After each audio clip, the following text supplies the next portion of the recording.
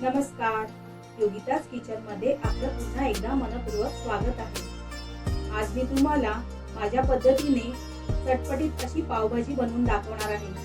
चला तर मग सुरुवात करूया।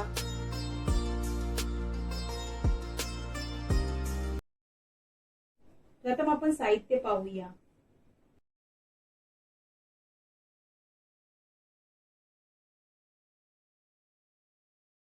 मी इथे भाजी बनवण्यासाठी 2 टोमॅटो, 3 मध्यम आकाराचे बटाटे, 3 सिमला मिरची, 2 गाजर बारीक चिरून घेतले आहेत। तसेच 1 बीट किसून घेतला आहे। पाव किलो मटार, पाव किलो फ्लावर घेतला आहे। आता मसाल्यांमध्ये 2 चमचे पावभाजी मसाला, 1 चमचा लाल तिखट, 1 चमचा आलं लसूणची पेस्ट, पाव चमचा हळद, चवीपुरतं मीठ आणि बटर घेतला आहे। तसंच फोडणीसाठी 2 चमचे तेल आणि 2 बारीक चिरलेले कांदे घेतले आहेत। आता कुकर मध्ये कापलेले गाजर, फ्लावर, सिमला मिरची, बटाटे, मटार, टोमॅटो आणि पाणी घालून कुकरला लावून शिजवून घ्यायचे आहेत।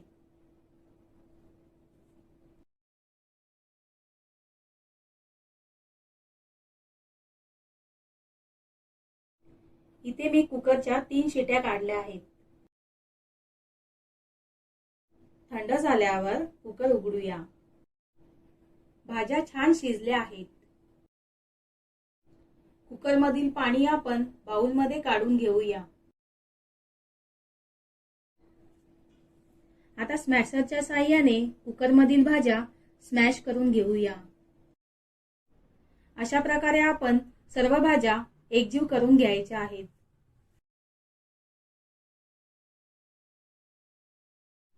आधी आपण जे कुकर मधील भाज्यांचे पाणी बाउल मध्ये काढून घेतले होते ते आपण भाजी मध्ये व्यवस्थित मिक्स करून घेऊया।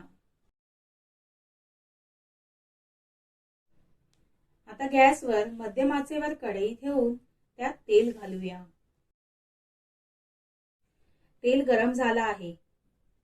आलं लसणाची पेस्ट, बारीक चिरलेला कांदा, पावभाजी मसाला, हळद पावडर, लाल तिखट घालून व्यवस्थित परतून घ्यायचं आहे।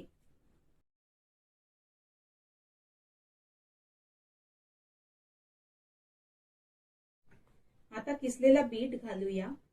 इथे आपण थोडा बीटचा किस घालणार आहोत। उरलेला नंतर घालायचा आहे। मिश्रण व्यवस्थित परतून घ्यायचं आहे। आता आपण कुकर मधील स्मॅश केलेल्या भाज्यांचं मिश्रण घालूया आणि व्यवस्थित मिक्स करून घेऊया। उरलेला बीटचा किस घालूया। ही भाजी व्यवस्थित मिक्स करून घेऊया। बीट घातल्यामुळे भाजीला मस्त रंग येतो।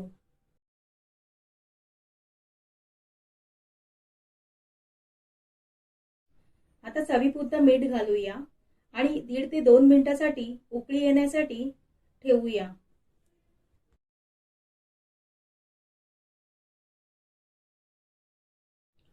आता बटर घालून गॅस बंद करायचा आहे।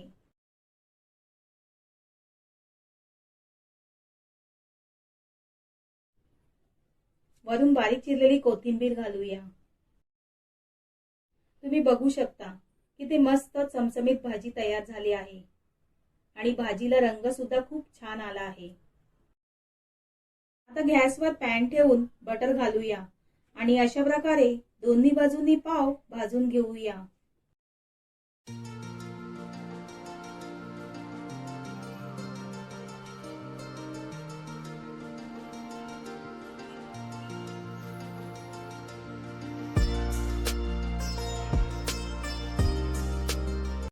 तर अशा प्रकारे आपली चटपटीत पावभाजी तयार झालेली आहे।